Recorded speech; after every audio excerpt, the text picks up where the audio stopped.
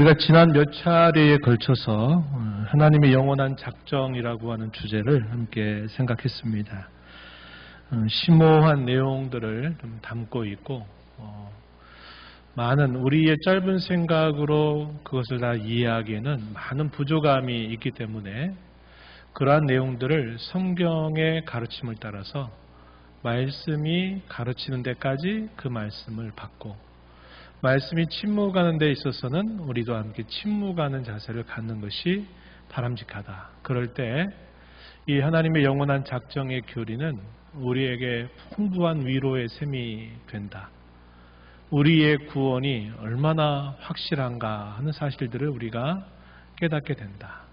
우리가 가는 걸음들을 우리가 앞날의 길을 알 수 없지만 하나님께서 우리에게 작정하신 것을 이루실 것을 우리가 확신하면서 주님과 함께 우리의 걸음을 걸어갈 수 있다.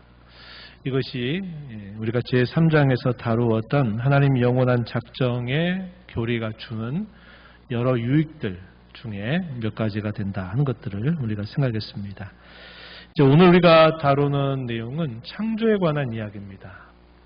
먼저 우리가 그보다 앞서 정리할 것은 하나님이 정하신 이 영원한 작정을 어떻게 하나님이 실행하시는가 할 때 두 가지가 있다는 겁니다. 하나가 뭐냐면 창조하신 일이고 또 하나가 섭리하시는 일이다 하는 겁니다. 그래서 하나님의 영원한 작정은 창조와 섭리를 통해서 하나님이 마침내 그 작정을 역사 속에서 또 짧게는 우리의 인생 속에서 하나님이 이루신다 하는 것을 우리가 알게 됩니다. 그래서 이 창조에 대하여 섭리에 대하여 우리가 이제 살펴가게 될 텐데 오늘은 창조에 대한 내용들을 살펴보려고 합니다. 이 창조에 있어서 몇 가지 중요한 요점들이 어떤 것들이 있는가 하는 것들을 우리가 살펴볼 텐데 이에 대한 신앙고백서의 내용은 두 개의 항목으로 비교적 간단하게 기록이 되어 있습니다. 첫 번째 이야기는 천지 만물을 하나님께서 없는 것으로부터 창조하셨다 하는 내용들을 고백하고 또 두 번째 항목에서는 그 창조의 왕관으로서 하나님이 우리 사람을 하나님이 지으셨다 하는 것이 이 신앙고백사가 우리에게 가르쳐주는 두 가지 중요한 요점입니다. 아주 간략하게 되어 있어요. 그러나 이런 내용들이 역사적으로는 굉장히 많은 이 논란이 있는 이야기가 되기도 했습니다. 그러나 성경은 그런 부분들을 친히 다 증명하려고 하지 않고 하나님은 그것을 선언하고 있다는 겁니다. 이 모든 일의 시작을 이끄신 하나님이 이러이러기 때문에 내가 지었다 하는 식의 이야기를 하지 않고 하나님은 처음부터 내가 세상을 만들었다. 내가 사람을 만들었다. 이렇게 아주 단순하게 그리고 확실하게 내용들을 가르쳐주고 있다 하는 것입니다. 첫 번째 항을 한번 보시죠. 첫 번째 항 신앙고백서 4장 1항에서 어떻게 말해주는가 우리 함께 천천히 읽어보겠습니다. 성부, 성자, 성령 삼위일체 하나님께서는 자신의 영원하신 능력과 지혜와 선하심의 영광을 나타내기 위해 태초의 세계를 곧 보이는 것이든지 보이지 않는 것이든지 그 안에 있는 모든 것을 6일 동안에 창조하되 곧 무에서부터 만들기를 기뻐하셨으며 그래서 하나님 보시기에 그 모든 것은 매우 선하였다. 이게 첫 번째 항목입니다. 이 첫 번째 항목을 통해서 우리가 사용하는 요점 세 가지로 정리해 볼 수 있겠는데 첫 번째 요점은 뭐냐면 창조하신 일은 삼위일체 하나님께서 함께 행하신 일이다 하는 겁니다.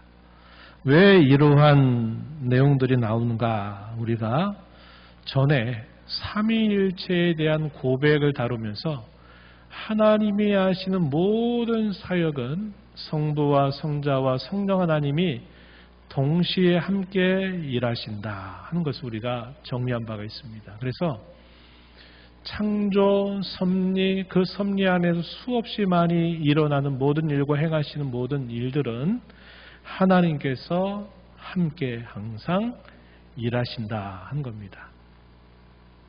그런데 우리가 성경을 읽다 보면 구약 시대 때는 성자 하나님에 대해서 거의 언급이 없는 것처럼 보이고 또 성령 하나님에 관한 언급이 있긴 하지만 많지 않아 보입니다. 구약 성경 읽다 보면 하나님 혹은 여호와이라고 하는 이런 표현들이 많이 등장하기 때문에 성경을 겉으로 우리가 읽을 때는 구약 시대는 마치 성부 하나님의 시대다 이렇게 보인단 말이죠.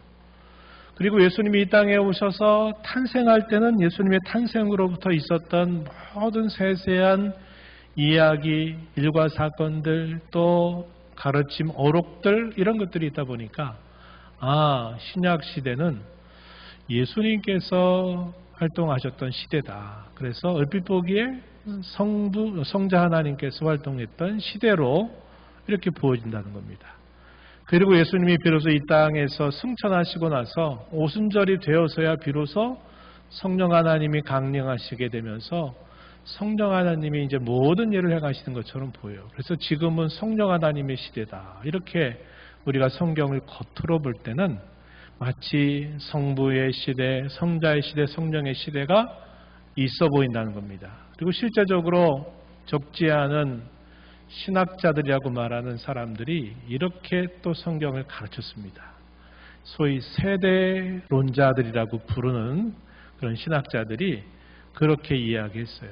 그래서 구원을 받는 방법도 시대마다 달랐다. 예를 들면 구약 시대 때는 율법이 있었으니까 율법을 잘 지키는 사람이 구원을 받고 예수님이 이 땅에 오시고 난 다음에는 예수님을 믿음으로 구원받고 지금은 성령의 역사로만 구원받는다 하는 식의 이상한 이야기를 가르치는 경우들이 많이 있었다는 겁니다.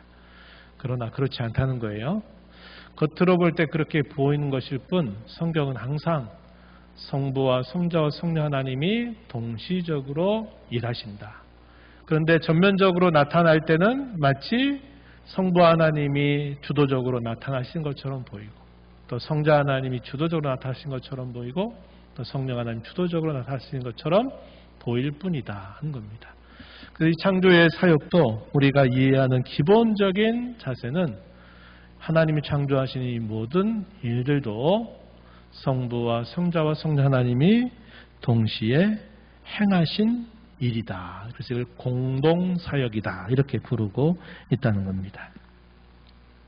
그래서 첫 번째 요점은 창조는 삼위일체 하나님의 공동사역이다. 두 번째 요점은 창조하셨는데 그 목적이 무엇이냐 하는 겁니다. 분명히 목적이 있는 창조였다는 사실을 가르쳐 주고요. 세 번째 요점은 그럼 하나님이 얼마의 기간 동안 또 어떻게 창조하셨느냐 했을 때 하나님은 6일 동안 그의 말씀으로서 창조하셨는데 없는 것으로부터 존재하게 하셨다 하는 것입니다. 그리고 그 창조하신 모든 것은 하나님이 보시기에 매우 선했다. 이렇게 성경은 우리에게 가르쳐 주는 겁니다. 이게 제1항을 통해서 확인하는 세 가지 요점입니다. 첫 번째 요점으로 한번 보면 창세기 1장 1절에 태초에 하나님이 천지를 창조하시니라 할 때 이 하나님이라고 하는 이 표현이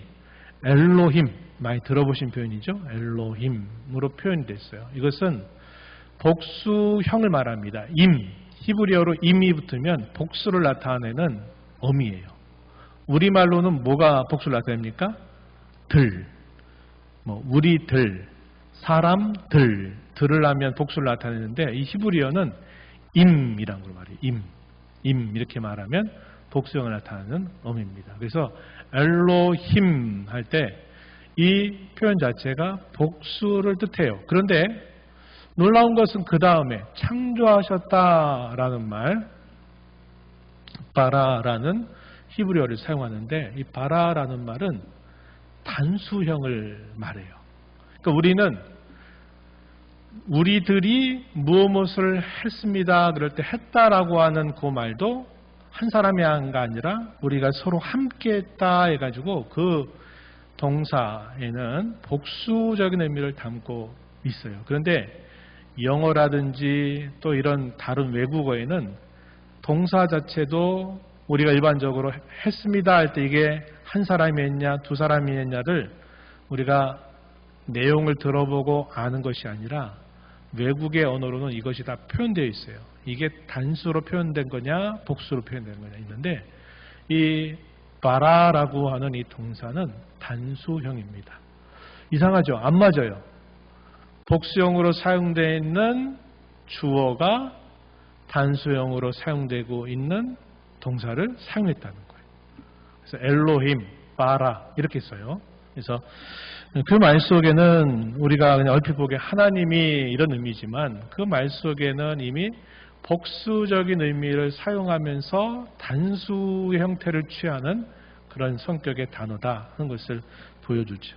그래서 엘로힘, 브레스트 바라 엘로힘 이렇게 표현되어 때 이것은 복수형을 사용하면서도 단수형 동사를 취하고 있는 특별한 형태를 취한다는 겁니다.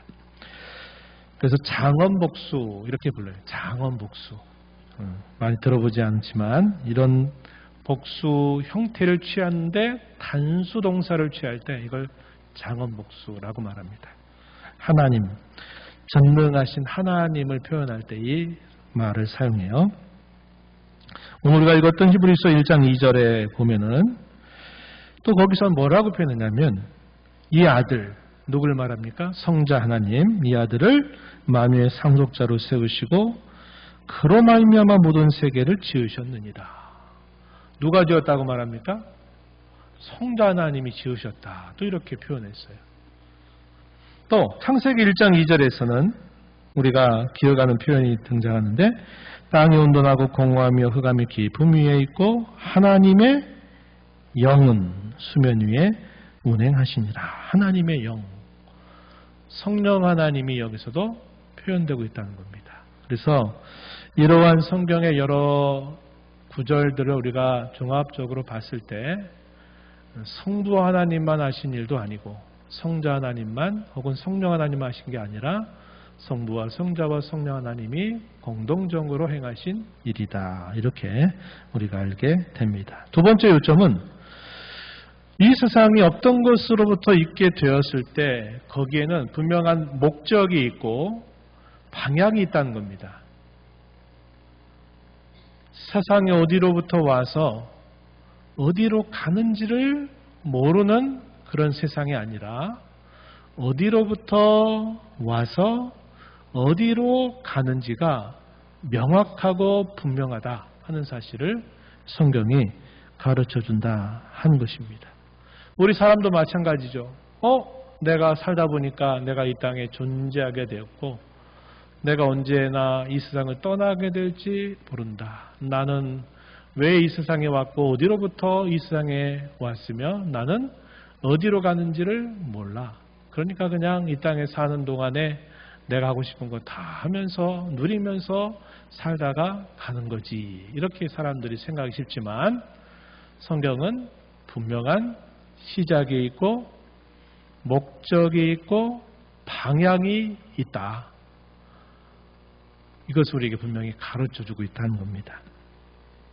자, 거기 2항의 내용에서 창조의 궁극적인 목적은 하나님의 영광을 나타내기 위한 것이다 라고 정리할 수 있습니다. 그런데 어떻게 표현됐냐면 자신의 영원하신 능력, 지혜, 선하심의 영광, 영광이라고 하는 이 말 속에는 이러한 능력이라든지 지혜라든지 선하심이 다 그 영광이라고 하는 말 안에 다 포함되어 있다는 겁니다. 그래서 궁극적으로는 하나님의 영광을 위하여 창조하셨다. 이 말은 그 지으신 하나님이 누구이시고 어떤 분이신가를 하나님이 선명하게 나타내셔서 하나님이 정말 하나님이시구나 하는 것을 깨닫게 하려는 분명한 목적이 있다는 겁니다. 그래서 하나님이 이 모든 일을 행해 주셨구나. 그분을 높이고 그분을 찬양하게 하신다 하는데 분명한 목적이 있다는 겁니다. 우리가 어떤 일들을 하려고 하면 뭐가 필요하죠? 어떤 일들을 치밀하게 계획을 세워야 되죠. 그럼 뭐가 필요합니까? 지식과 지혜가 우리에게 꼭 필요해요. 그렇죠? 지식과 지혜를 필요로 합니다. 그럼 지식과 지혜만 있으면 되는 게 아니라 그것을 실제적으로 실행할 수 있어야 돼요. 그럼 뭐가 필요할까요? 능력이 필요한 겁니다. 예를 들어서 건축이나 토목이나 이런 걸 아무것도 모르는 사람이 내가 멋진 건축을 지어보겠다 이렇게 해도 그게 실제로 그렇게 가능하냐 하는 말이에요. 불가능하죠. 불가능하죠. 그래서 우리는 어떻게 하냐면 내가 그 일에 문외한이기 때문에 내가 그 일을 하는 게 아니라 그런 시공할 수 있는 전문가에게 그것을 맡기는 거예요. 왜? 그 전문가는 그것을 시행할 수 있는 기술이나 힘이 있기 때문에 그래요. 그렇죠. 우리가 이렇게 조그만 어떤 건축을 하나 지으려고 해도 지혜가 필요하고 그걸 실행할 수 있는 능력이 필요하다는 겁니다. 하물며 우리가 보는 이 찬란하고 아름다운 이 세계, 우주로부터 큰 넓은 세계, 그리고 가장 소우주라고 부르는 우리 몸 안에, 우리 세포 안에서 일어난 우주 같은 그런 놀라운 그런 과학적인 현상들, 이런 것들을 하나님이 만드신다 그럴 때 그 지혜가 어느 정도가 필요하겠느냐 하는 거예요. 이루 우리가 상상할 수 없는 지혜가 있어야만 되죠. 그리고 그렇게 말씀하신 것으로 어떤 것을 존재하게 하시는 그런 정도의 놀랍고 그 측량할 수 없는 능력이 그분에게는 있다는 겁니다. 그래서 그걸 보면 그분이 얼마나 지혜로우신지, 얼마나 지식에 충만하신 분인지, 그가 얼마나 큰 능력을 가지고 계신 분인지를 우리가 알게 된다는 겁니다. 우리가 여기 있으면 잘 모를 수 있어요. 그러나 다큐멘터리, 어떤 다큐멘터리 같은 것들을 보면서 자연세계 안에 일어나는 그런 신비로운 광경들을 보게 되면 얼마나 놀라운가를 보게 되죠. 지금 우주의 한 끝에서 끝에까지의 거리로 말할 수 없으니까 이 우주의 거리는 시간으로 말해요. 시간. 지금 이 천문학자들이 지금 우주의 이 거리를 어떻게 얘기하냐면 135억 광년이라고 그래요. 135억 광년. 그리고 우리 태양계를 품고 있는 이런 은하계만 해도 그 은하계 수가 어마어마하게 많아요. 그렇게 많은 은하계 안에 하나의 은하계, 그리고 그 은하계 안에서 태양계가 있고 그 태양계 중에서 지구가 있어요. 그 지구 안에 오늘 저와 여러분이 짧게 어떻게 보면 한 경점과 같이 한 안개와 같이 잠깐 있다가 사라지고 있다는 거예요. 그런데 그 짧게 있을 듯 말 듯 사라져버리는 우리의 인생 속에 이 모든 일을 지으신 하나님이 누구이신가를 우리에게 알게 하시고 믿게 하시고 그 하나님이 우리의 영원한 하나님이 되어서 우리가 영원히 영생을 가지고 살 수 있는 자가 되게 하셨다는 것을 우리는 알게 되는 겁니다.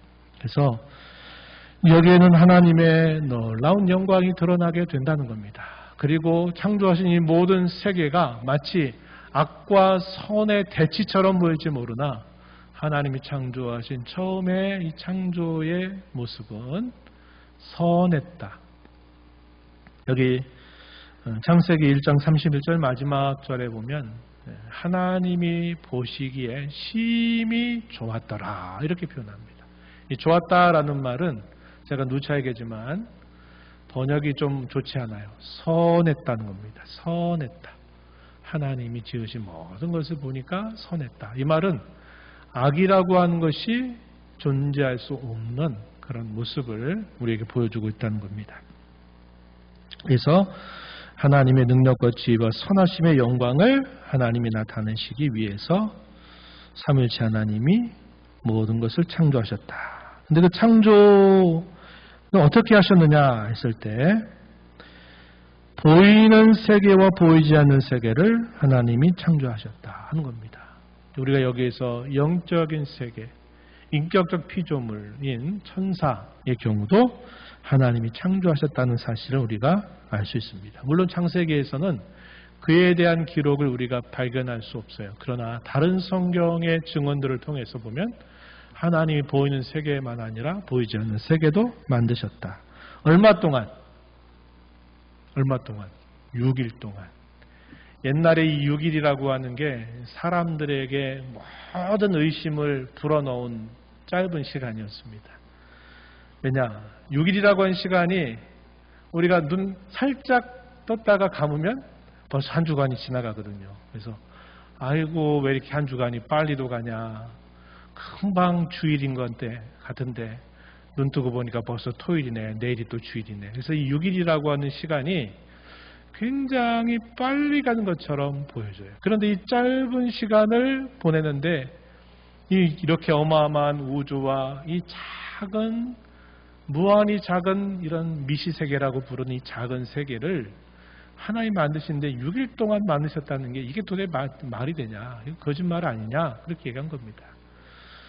그래서 사람들은 어떤 생각을 주장하기 시작했냐면 수없이 긴 시간 속에서 단순한 생명체로부터 복잡한 생명체로 계속 진화해와서 오늘날의 인류가 되었다. 이렇게 말한 겁니다. 그 사람들의 주장이 설득적이었던 건 뭘까요? 과학적이기 때문이가 아니라 그들이 봤을 때 6일이라고 한 시간 동안 이 모든 세계를 만들었다는 성경의 이야기는 말도 안 될 만큼 믿을 수 없는 이야기다라고 생각을 했던 것입니다. 그런데 오늘날 20세기, 21세기 이렇게 접어들면서 물리학자들 혹은 천문학자들이 이 세계를 연구하다 보니까 어떤 주장들을 하기 시작했냐면 스티븐 와인버그라고 하는 분이 있어요. 아주 유명한 과학자입니다. 그리고 SF 공상을 이렇게 주도하기도 했던 인물이에요. 그분이 어떤 책을 썼냐면 처음 3분간이라고 하는 책을 썼습니다. 이제 일반 교양 서적으로도 출간이 됐지만 대개 이렇게 이과 쪽에 관심이 없는 사람들은 좀 생소할 겁니다. 처음 3분간.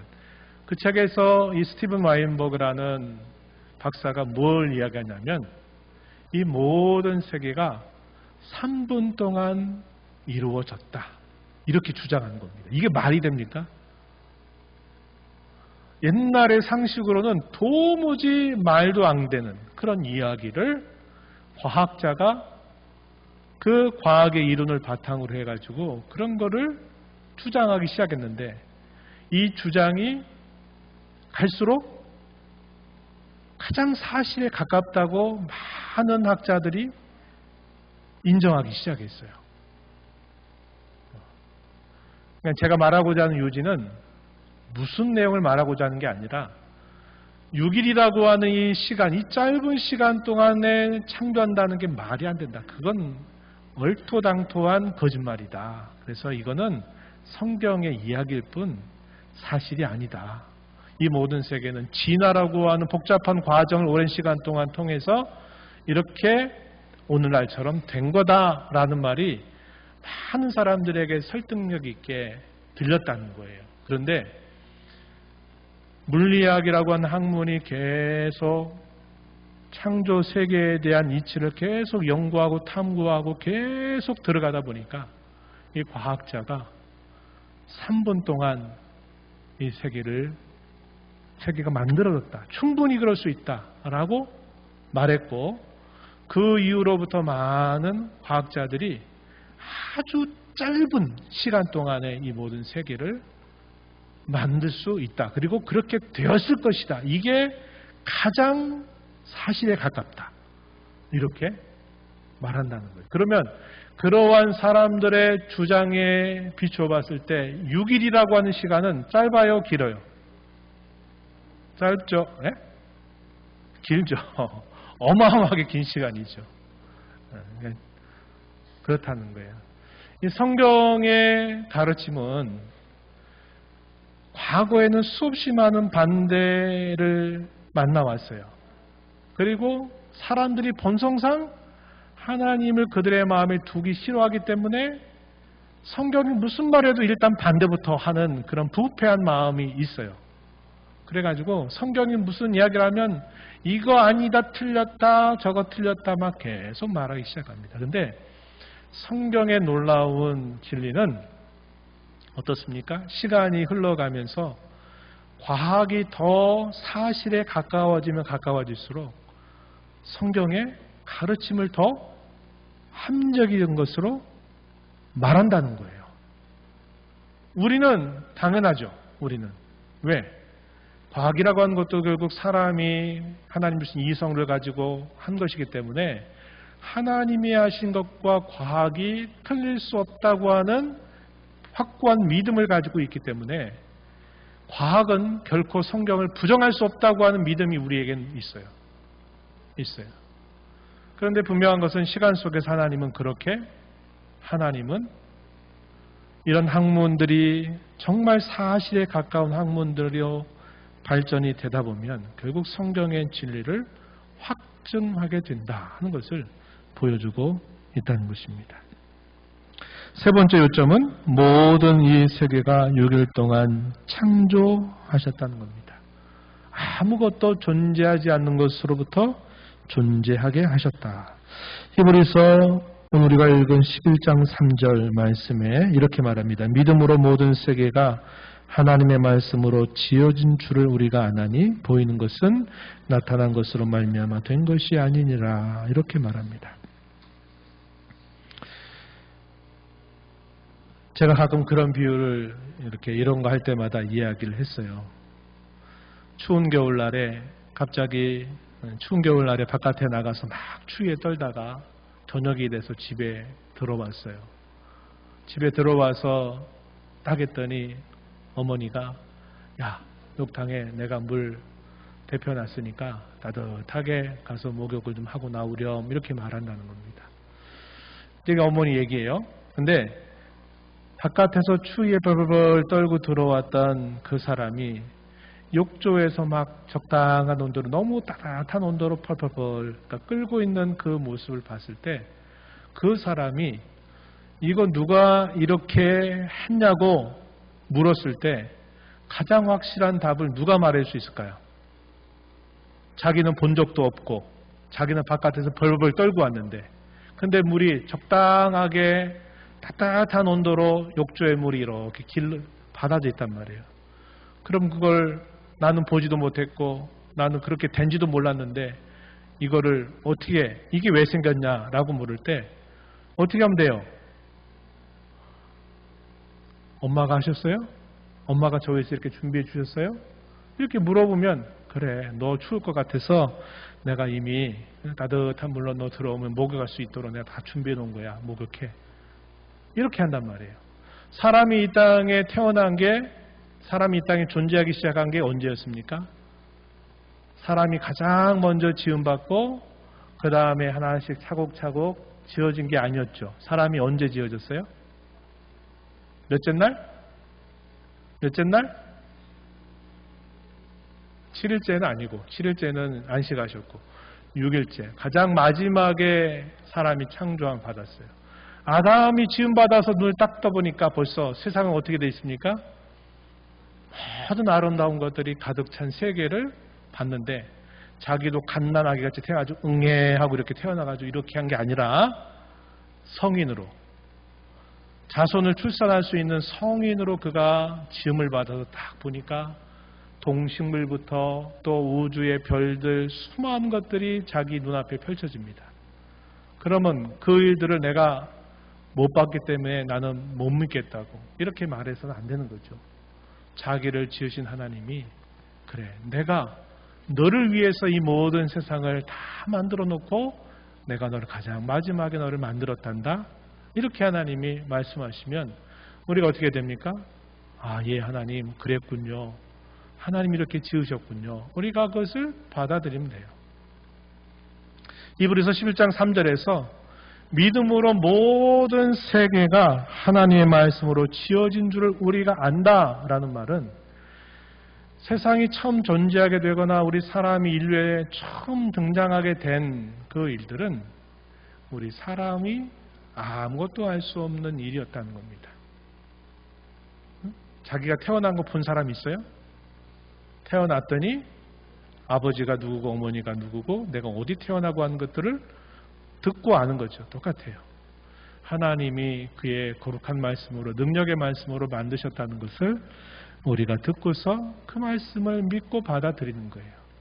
이게 믿음의 중요한 원리다. 이렇게 가르쳐주고 있는 것입니다. 두 번째 항목으로 넘어가 볼게요. 자, 그럼 두 번째 항목에서 이제 사람의 창조에 대한 이야기를 우리에게 소개해 줍니다. 함께 읽어볼게요. 하나님께서는 모든 다른 피조물을 만드신 후에 이성적이고 불멸하는 영혼을 지닌 사람, 곧 남자와 여자를 창조하셨으며 그 자신의 형상을 따라서 그들에게 지혜와 의와 참된 거룩함을 부여하셨으며 그들의 마음에 하나님의 율법을 기록하셨고 게다가 그 율법을 이행할 수 있는 능력도 주셨다. 그렇지만 그들을 범죄할 가능성 아래 두셨는데 즉 그들을 변화하기 쉬운 그들 자신의 의지의 자유에 맡기셨다. 마음에 새겨진 율법에 더하여 그들은 선과 악에 대한 지식의 열매를 먹지 말라는 명령도 받았다. 그들이 그 명령을 지키는 동안은 하나님과의 교통으로 행복에 가득 찼으며 또한 피조물들을 지배하였다. 이게 처음 사람이 창조된 모습에 대한 신앙고백서의 가르침입니다.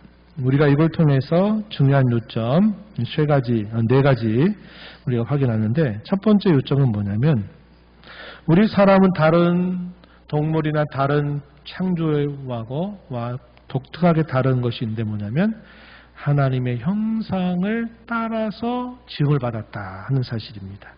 이 하나님의 형상에 대한 이야기가 나오고 두 번째 요점은 하나님은 선천적으로 우리 사람에게 본성적으로 태어날 때부터 우리의 마음에 기록한 율법을 두셨다는 겁니다. 이거는 기록된 형태로 주신 게 아니라 기록되지 않은 불문법 형태로 우리 사람에게 새겨주셨다는 겁니다. 어떤 사람에게만 특정적으로 새겨주신 게 아니라 모든 사람에게 마음에 기록된 율법을 새겨두셨다는 거예요. 그래서 이걸 선천적이다. 후천적이라고 말한 건 뭘까요? 우리가 배워서 공부해서 경험해서 알아가는 것들은 후천적이라고 말하지만 마음에 새긴 율법은 선천적으로 사람이 본래 지음받는 그때부터 그들의 마음에 지워질 수 없도록 새겨둔 율법. 이걸 다른 말로 뭐라고 하냐면 양심이라고 합니다. 양심. 우리 도덕이나 윤리를 말할 때 항상 그 기본적인 걸 뭐라고 얘기해요? 양심껏 말해라. 양심껏 행해라. 너 양심이 어떻게 너 그렇게 할 수 있냐? 양심에 화인 맞았냐? 뭐 이런 식의 이야기를 많이 합니다. 도덕과 윤리의 가장 기준이 되는 것이 이 양심입니다. 그래서 이 양심의 자유가 얼마나 중요한가 하는 것은 모든 나라의 헌법에 있어서 기본적인 정신입니다. 그래서 양심의 자유. 이렇게 이걸 말해요. 양심의 자유. 근데 그 양심이 하나님이 사람을 만드실 때 새겨두신 마음에 새겨주신 율법이다 하는 겁니다. 그리고 하나님은 이 마음에 새겨준 이 율법 외에 또 다른 것을 주셨는데 보이는 하나의 증표로서 주신 게 있어요. 그게 뭐라고 얘기하냐면 뭐라 그랬어요? 선악을 알게 하는 나무였습니다. 그러니까 마음에 기록한 율법도 주시고 또 그것뿐만 아니라 보이는 하나의 표로서 하나님이 아담에게 주신 것이 선악을 알게 하는 나무를 통해서 무엇이 선이고 무엇이 악인가를 분별할 수 있도록 하나님이 해주셨다는 거예요. 그래서 그걸 이름을 선악을 알게 하는 나무라고 이야기한 겁니다. 근데 사탄은 이 말을 교묘하게 바꿔버렸어요. 어떻게 바꿔요? 선악을 알게 하는 할 때 그 선이 뭐냐면 네가 하나님처럼 되는 거야. 이렇게 말을 바꿔버립니다. 하와가 그 말을 듣고 획가닥했어요.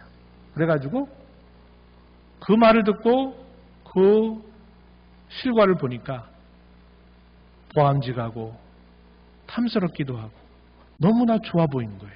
그래서 그걸 따서 탁 먹고 자기 남편한테 아담에게도 주어서 아담도 그거 먹고 범죄한 거죠. 사단의 꾀임은 말을 바꿔버린 겁니다.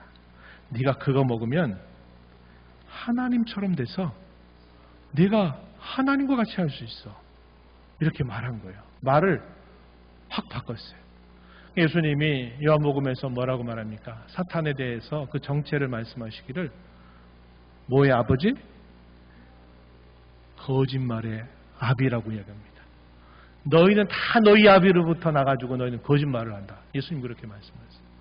처음부터 거짓말한 자 사탄입니다. 사탄이 그렇게 한 거예요.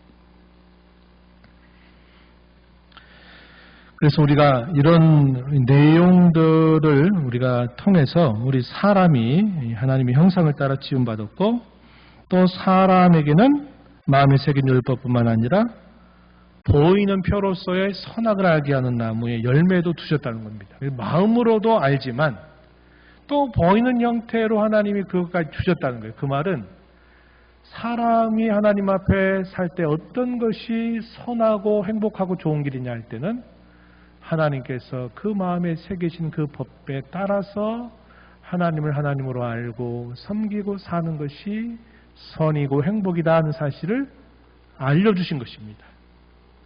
그런데 사단이 결국 끼어들어서 말을 바꾸고 잘못된 것을 믿게 해가지고 하나님의 그 말씀을 의심하게 만들고 그것을 안 믿게 만들고 결국 불순종하게 만들므로 죄가 처음 인류에 들어왔고 그 죄로 인해서 온 인류가 타락하는 사건이 있게 되었다는 것이죠. 그래서 마음의 새긴 율법과 선악과가 두 번째 요점. 세 번째는 자유의지라고 부르는 것입니다. 이 자유의지.